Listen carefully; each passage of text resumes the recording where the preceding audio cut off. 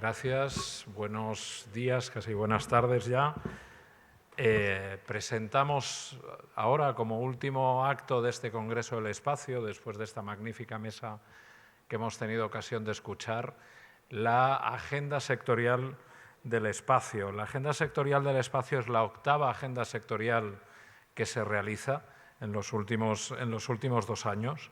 Las agendas sectoriales están siendo un buen ejemplo de colaboración público-privada, como decía el presentador. La hemos hecho en colaboración con TEDAE, en colaboración con el CEDETI, a los cuales agradezco su labor, especialmente a todas las empresas participantes. Y también es un ejemplo de continuidad institucional y de estabilidad, porque se inició, está aquí Begoña, mi antecesora, se inició en la etapa anterior de la Secretaría General de Industria, se inició con la presentación de la Agenda Sectorial de la Automoción y ahora ya llevamos 8 agendas sectoriales que tienen como objetivo todas ellas, hacer una radiografía actual de cada uno de los sectores, 2, presentar los retos del sector, 3, las palancas de fortaleza que tenemos en España en cada uno de los sectores y, finalmente, hacer un detallado plan de actuación para cada uno de ellos.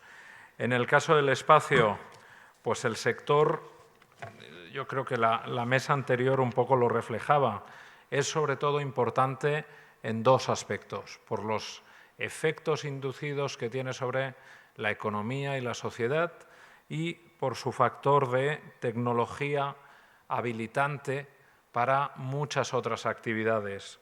A nivel de efectos inducidos, se sitúa en investigación y en tecnología de frontera.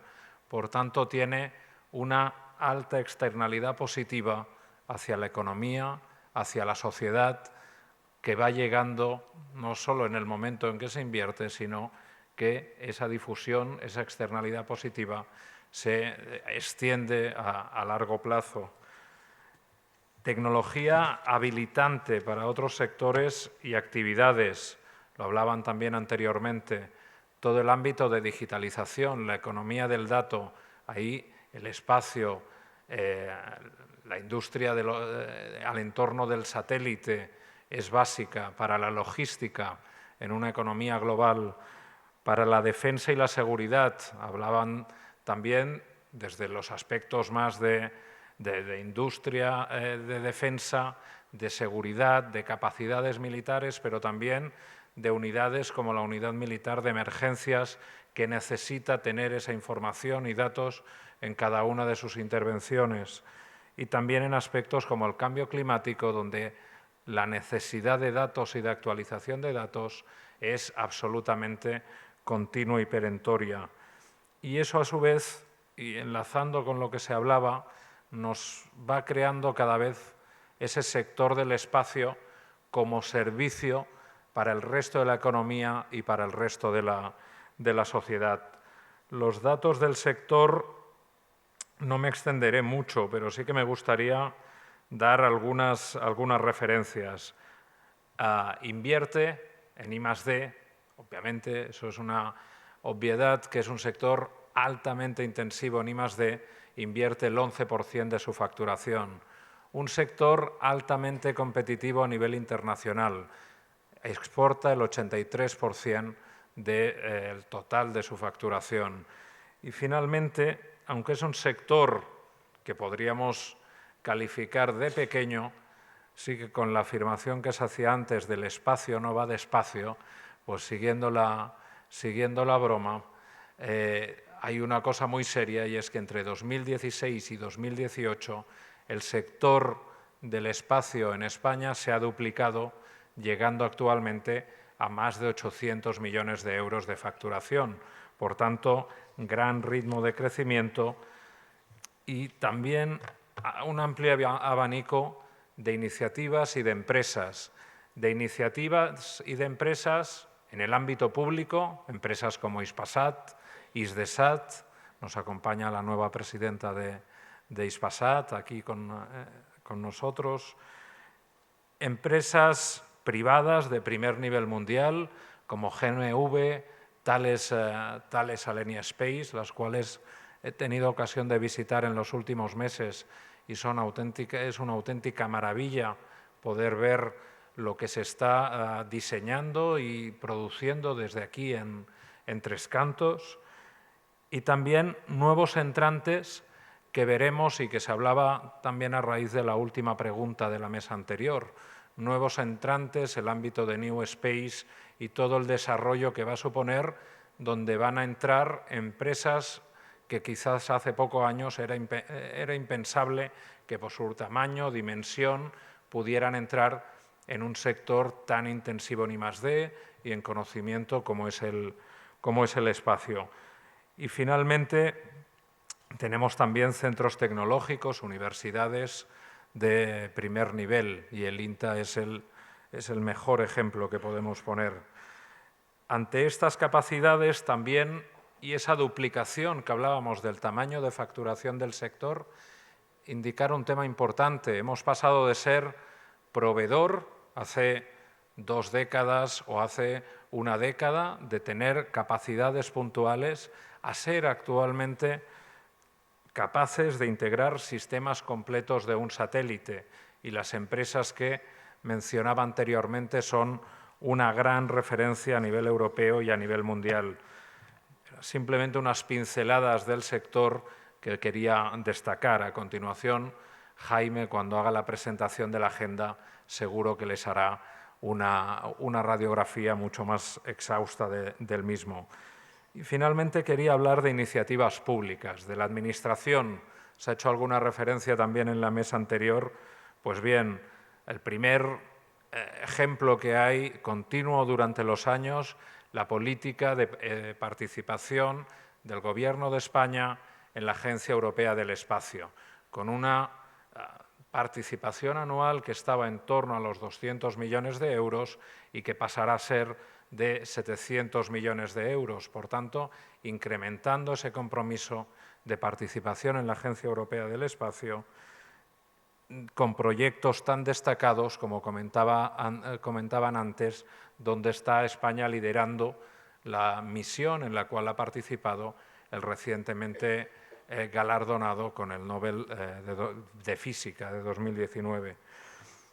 Estamos también trabajando en el nuevo reglamento del espacio, que debe suponer también un nuevo reglamento de desarrollo económico que permita el crecimiento de la actividad económica y de la dimensión de las empresas del sector. Y finalmente estamos especialmente contentos de haber aprobado recientemente la nueva generación de satélites SpainSat y de haber aportado 750 millones de euros para su desarrollo en los próximos años.